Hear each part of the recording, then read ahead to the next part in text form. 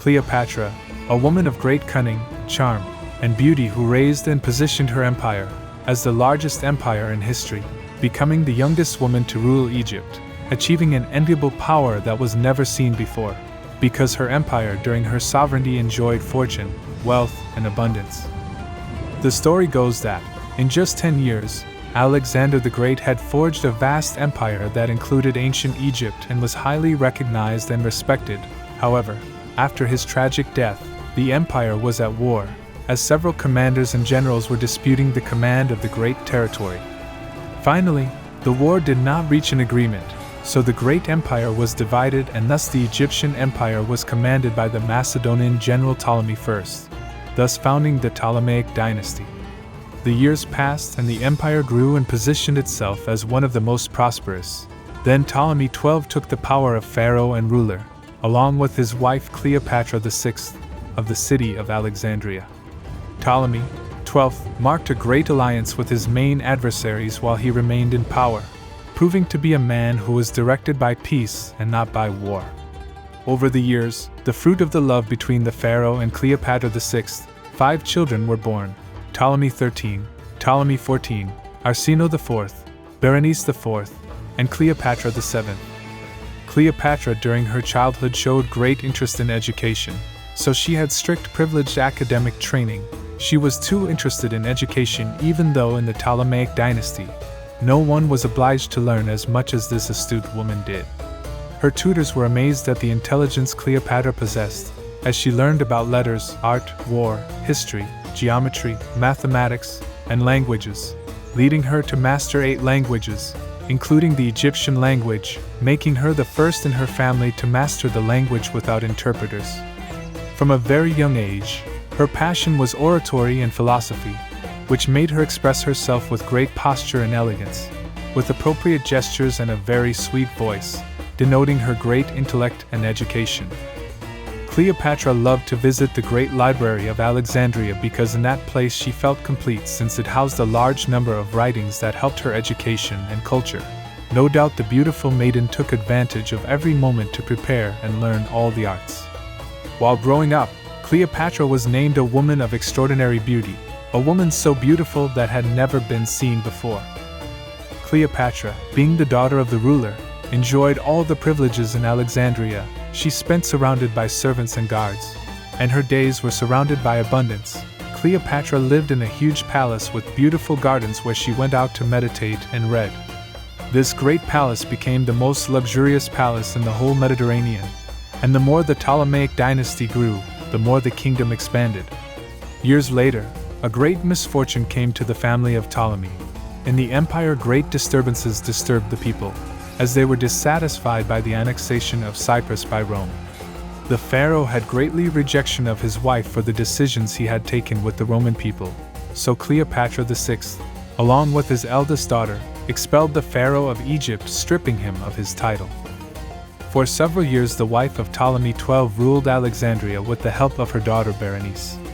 Cleopatra, for her part, closely observed the role now developed by her mother and sister, and from that moment the throne captivated her. A great sense of power and satisfaction touched her soul when she thought that someday she would be queen of Alexandria. Time passed, and a terrible illness made the flamboyant queen decay, and soon after she died. Cleopatra VI had passed away, and all the people were accompanied in grief, for their queen had departed to the beyond. Her children wept bitterly about the loss of their mother. It was a hard blow to the empire of Alexandria that was maintained with several civil problems.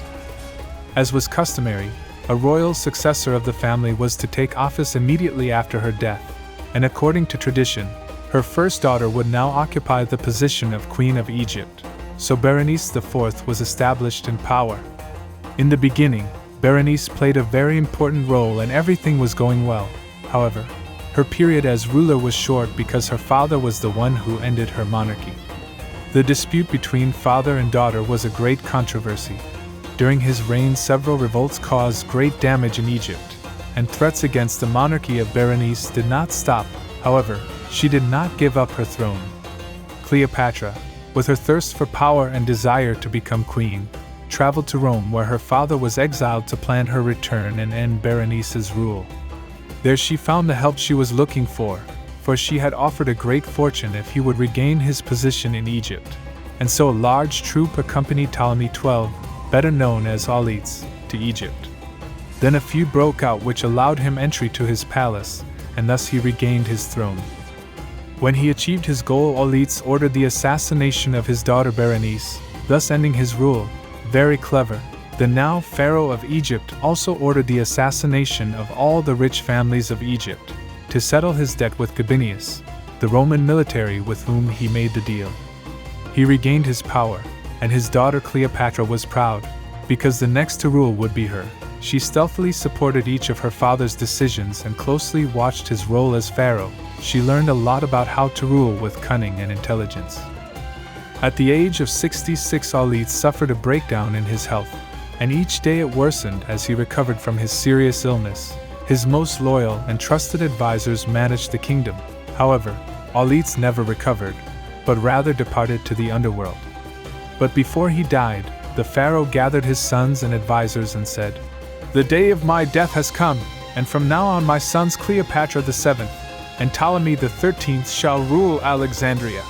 Despite the great pain caused by the death of her father, Cleopatra was too happy to have reached the throne. At last, the power was in her hands. However, the idea of marrying her brother was unpleasant to her, for at that time Cleopatra was 18 years old, and her brother Ptolemy was only 13, but they had to comply with the laws of Egypt, and marriage between siblings was obligatory in royal cases. The empire was dressed in mourning and thus dismissed Auletes, who despite his hard work as pharaoh left the empire with several failures, but with his cunning made a great alliance with the Romans, so that their children should rule under the tutelage of these. At that time Rome was being led by Julius Caesar, a very prestigious and important military and political figure in the empire, and with whom Auletes maintained great alliances. Cleopatra was too ingenious. Her government strategies at the beginning of her reign were amazing. However, Ptolemy XIII began to have airs of grandeur and gradually wished to displace Cleopatra from the throne, thus wishing to rule alone all of Egypt. His interest in taking the throne alone was not only his idea, for behind him were his loyal advisors who wished to exile Cleopatra, so they influenced Ptolemy to finish off the queen and remove her from power forever.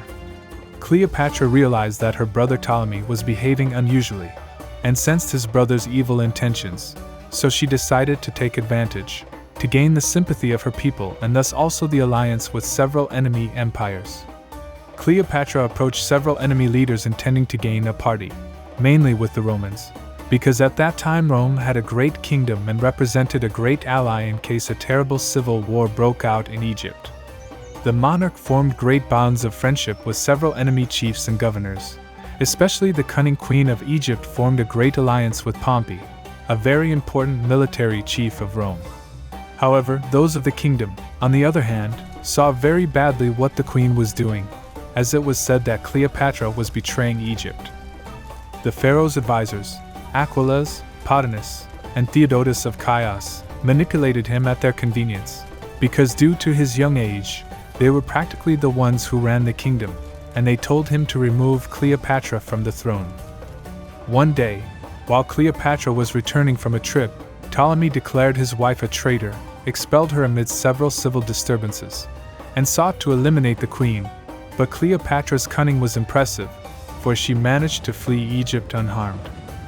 Cleopatra sought asylum in Syria, a territory that she maintained as an ally for some time.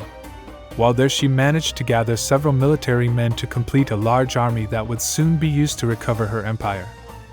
On the other hand, in Alexandria, the problems did not cease, because the disturbances and small battles were destroying part of the empire and also the government of Ptolemy. However, for the pharaoh at that time, the influence of Cleopatra was very dangerous, so, advised by his tutors, he went in search of his sister with a huge army to prevent her return to Egypt. Unfortunately, Ptolemy was not lucky, because, on the way, a curious message reached him. It said that Pompey, a Roman military and consul, was fleeing from a revolt after a defeat in Greece, heading for Alexandria, because he was being pursued by Julius Caesar to be assassinated. Years before, Pompey and Julius Caesar were great friends. However, several power conflicts turned them into rivals, causing Pompey to look for new allies after a defeat to save him from the wrath of the Roman military. Pompey came to the aid of the kingdom of Alexandria, since in the past he had helped Auletes to regain his position as pharaoh, and also became a great friend of Auletes. So he thought that as a sign of alliance the empire now led by Auletes' son, Ptolemy, would help him to take refuge. The pharaoh's advisors knew that, if they helped Pompey and sheltered him, it meant dictating war against the Roman warrior, so they bet on a better plan that would make them allies with Caesar's army. When the Roman consul was about to arrive, civil strife arose in Egypt, which increased the concern of the pharaoh and his allies. The arrival of Pompey put the kingdom of Ptolemy in disquiet, for his advisors believed that, if they kept the Roman consul alive, he would help return Cleopatra to Egypt. Aquilas, Pothinus, and Theodotus of Chios, who had to make the best decision for Alexandria regarding Pompey, met behind closed doors, and the three remained undecided and disoriented because they could not find a solution. Then, after a long silence, Theodotus with a smiling face said, "The dead do not bite." He nodded his head, touched the shoulder of his companions, and said, "At last, we have the solution. We will ally ourselves with Julius Caesar, for his army is very powerful and will benefit us more than an old consul. As far as Pompey is concerned, as soon as he touches Egyptian territory, we will get rid of him." Aquilas and Pothinus supported the idea of Theodotus, and thus made known to the pharaoh such a treacherous solution. Ptolemy and his allies were happy with what was decided, and were waiting for the arrival of the Romans. When they knew that he was about to arrive on Egyptian soil, a large retinue went out to receive him. Pompey believed that this contingent was prepared for his welcome. However, as soon as he stepped on Egyptian soil, he was aggressively accosted by several soldiers. Pompey shouted and asked for help. He felt the great betrayal of Alexandria and finally died. The Egyptians had cut off his head. A couple of days passed, and Julius Caesar and his troops arrived at the empire of Ptolemy.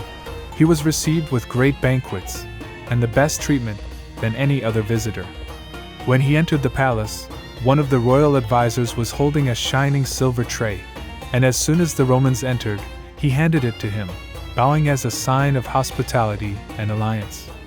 Julius Caesar took it, lifted a mantle that covered it, and surprised at the macabre finding looked at his crew. The offering that the Egyptians had given him was the slaughtered head of Pompey. The Roman, seeing the violent death of his consul, was too dismayed, and stabbing his hand he lamented the great loss of the Roman Empire. Although they had differences in power, Julius Caesar was fond of Pompey, for he was part of his family, and he regretted not being able to say goodbye and fix the disastrous situation that led to his death.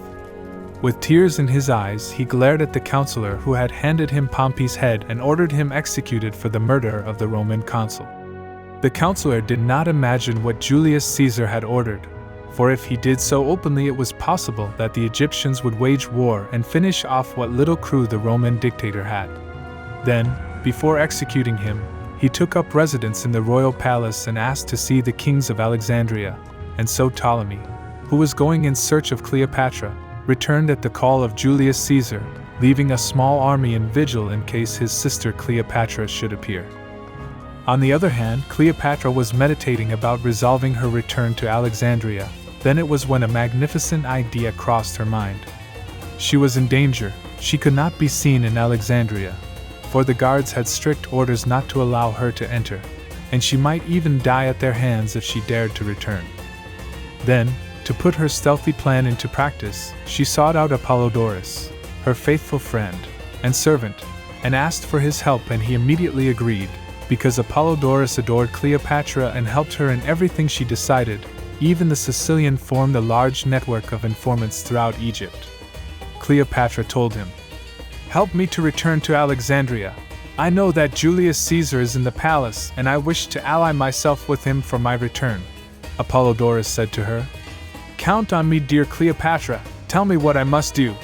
You will get the finest carpet you can find, and we will send it as a gift to Caesar, an exotic and unsurpassed gift, for when he unrolls it, I will be the greatest surprise," said Cleopatra. The Egyptian gathered a troop of her men to make the delicate delivery in the hands of the Roman. Apollodorus had found a beautiful carpet. Immediately, Cleopatra ordered to leave in a small boat bound for Alexandria. When they were within a few hours of arriving in Egypt, Apollodorus unrolled the fine carpet, and immediately Cleopatra lay down on it and gave them the order to wrap it up and tie it carefully. His plan was far-fetched.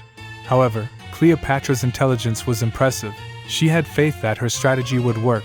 The monarch would be wrapped in the carpet, and thus no one would suspect, nor see her enter Alexandria. So, when they arrived, they passed all the filters until they reached the royal palace where Julius Caesar was, because he had taken command of the empire, and was putting in order several issues that unbalanced Egypt. With the excuse that they were carrying a gift from an ally of the Romans, they managed to pass, and so they left the carpet in Caesar's room. "We have come to leave you a gift, sir. Cleopatra sent it to you," said the men. Caesar said in surprise, "Leave it, I will open it later." But Apollodorus approached him and said, "Cleopatra asked us to open the carpet here in front of her, and it is very important to comply with her orders." Then the Roman did not hesitate and said they could do it. He stood watching while they unrolled the luxurious carpet, and when they were about to unroll the last layer, he was perplexed. Some groans caught Caesar's attention. He approached and saw the beautiful Cleopatra lying on the carpet. He went all over her body with his eyes, for the Egyptian was beautiful. Caesar was really surprised, for he knew that she could not reach Alexandria. They were left alone, and Julius Caesar gave Cleopatra his hand to stand up and said to her, "It is a pleasure to meet the one they say to be a goddess." And Cleopatra replied, "I am the daughter of Isis. I am a goddess and queen of Egypt." Julius Caesar smiled and told her that at that moment she was not welcome. However, Cleopatra's sweet words and her sensual gestures made Julius Caesar fall surrender at her feet. Cleopatra, seeing that the Roman was crazy about her, took advantage and told him to help her regain the throne, and claimed that she was much better and smarter than her brother. Cleopatra thought that, if Julius Caesar sided with her, getting rid of her brother would be much easier, and besides she would be safe in Alexandria while that was going on. The Romans surrendered to the charms of the most beautiful woman in Egypt, gave in to her, and so they had an affair. Julius Caesar took the murder of Pompey as a perfect excuse to doubt the loyalty of Ptolemy, and thus announced his support for Cleopatra to regain his office. This fatal news infuriated Ptolemy, and he decided to declare war on the Romans, since being in Egyptian territory the Romans' disadvantage was notable, which assured Ptolemy that he would win. Cleopatra regained her position, took again the role of Queen of Alexandria, and began to rule according to her interests with Caesar as her main ally. Ptolemy sent armed troops to confront the Roman ships. Julius Caesar had already requested reinforcements, and when these arrived, a great battle opened in the waters of the Nile River. Caesar's cunning helped him gain the advantage over the Egyptians. His strategies destroyed entire ships and caused them to be wrecked. In the end, Ptolemy's army lost his men in a macabre way, since the reinforcements of the Roman general had arrived, so even the pharaoh himself decided to fight. However, luck was not in his favor, since his ship was attacked with more fury until it was shipwrecked. In the waters of the Nile, the battle calmed down after the king of Egypt died drowned in its waters. Julius Caesar showed his strength and took this fact as a great victory and celebrated it on high. The Romans and Cleopatra decided to make a trip down the Nile, where they lived their love passionately, although at first Cleopatra started this love affair as a strategy to regain power.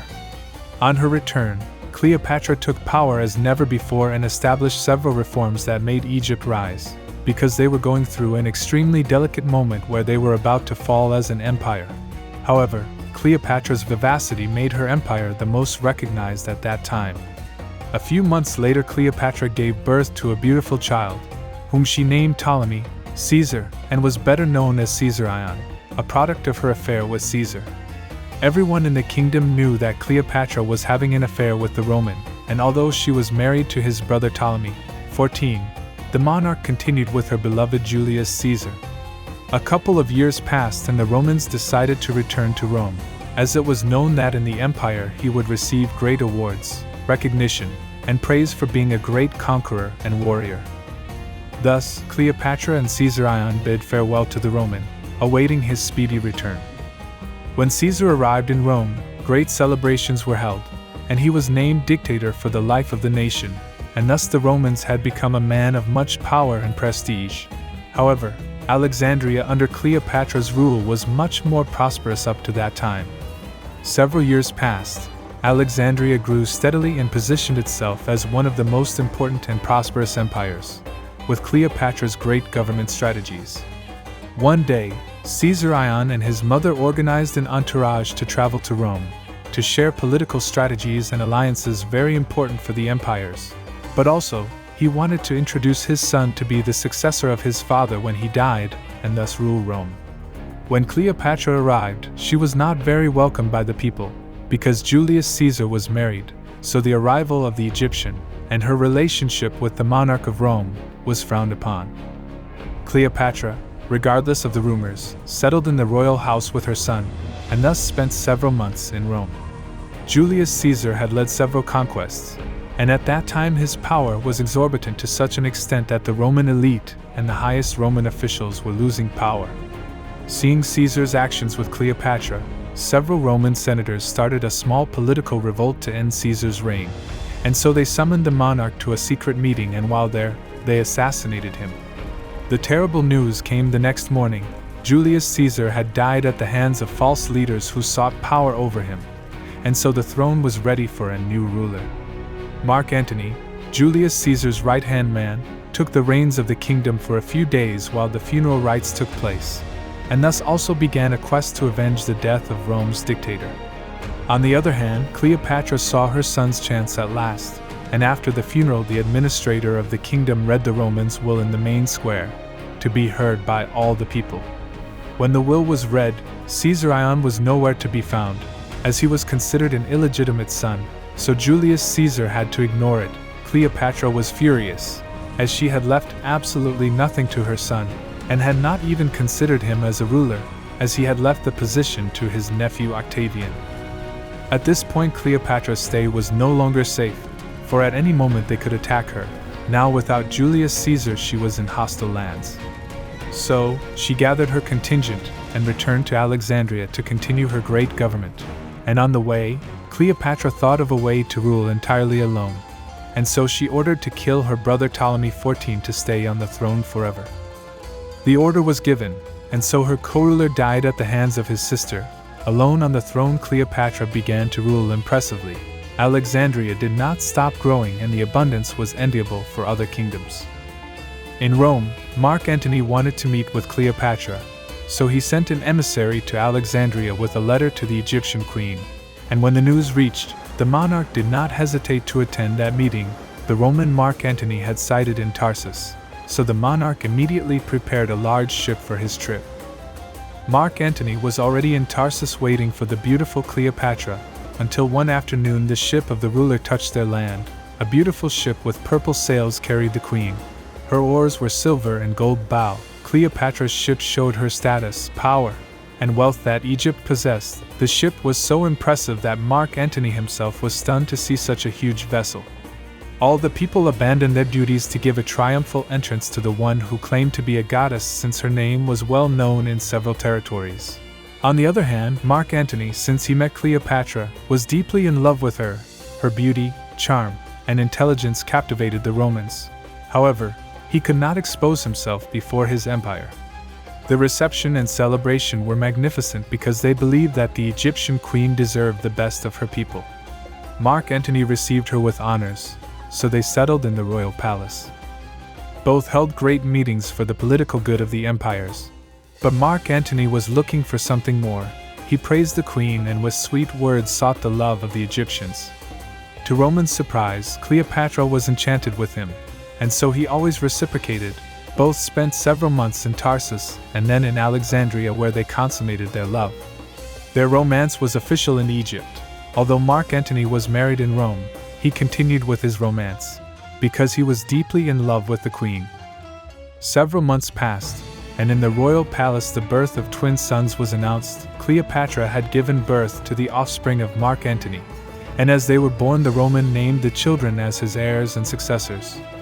Thus, the lovers named them Julius, which means sun, and Selene, which means moon, Soon after the birth of their adored children, Marc Antony had to return to Rome for political matters. However, he did not want to leave his beloved Cleopatra, because he felt that without her, he could not continue.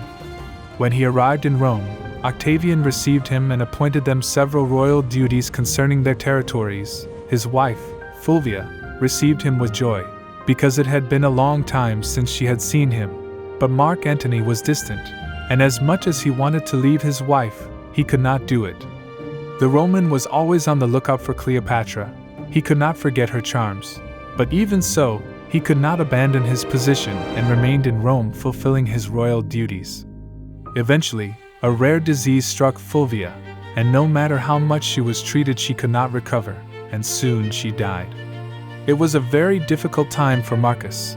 However, it was the perfect opportunity for him and his beloved Cleopatra to be together again, and this time freely.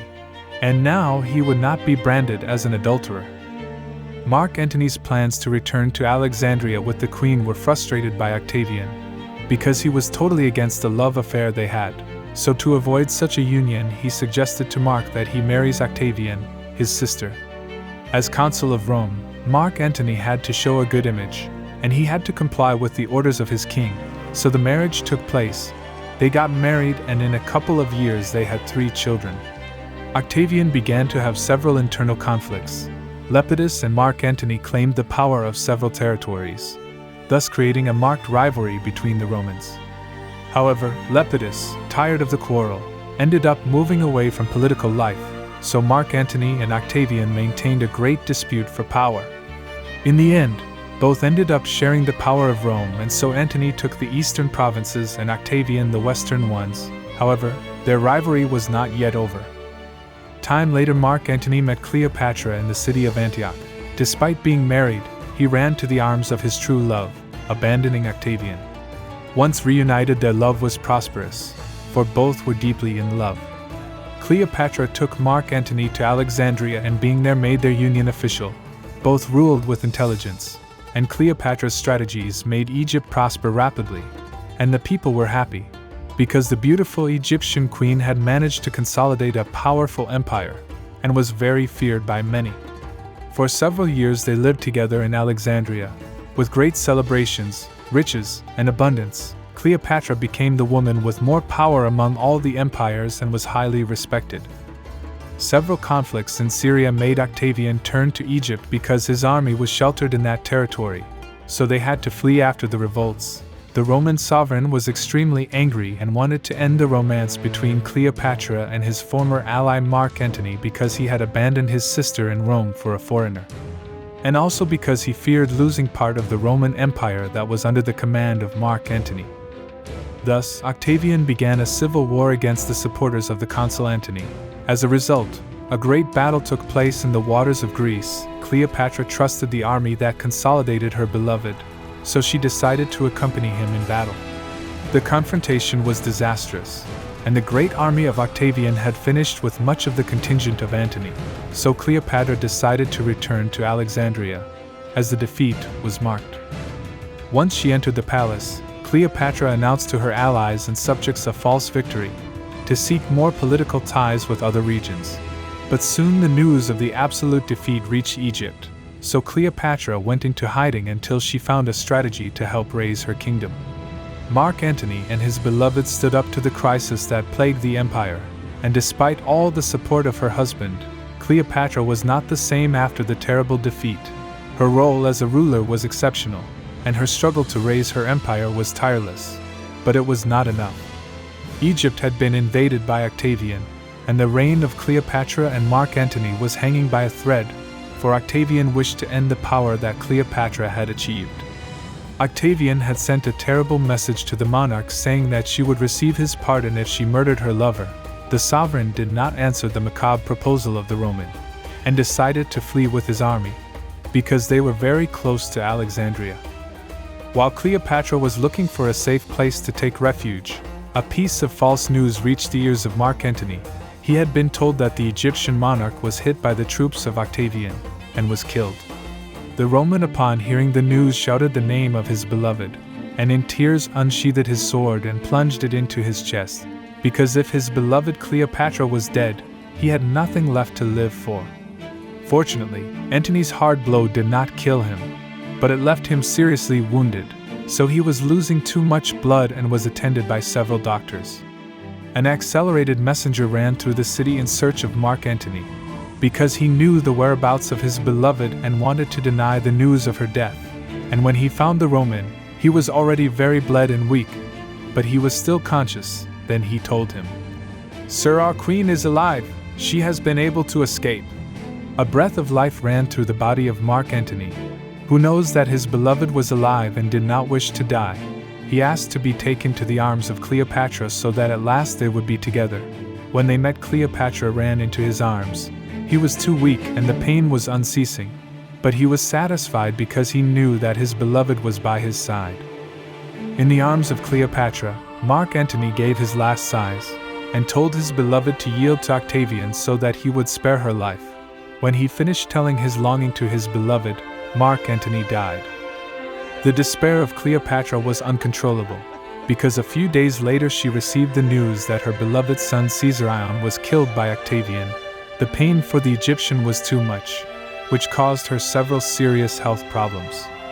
Cleopatra had entered a state of fatal depression because she had lost her beloved Antony, her son, and she did not know what was about to happen to her empire. Although she had several doctors at her service, she was reluctant to receive care, for she wished to die, believing she had nothing to fight for.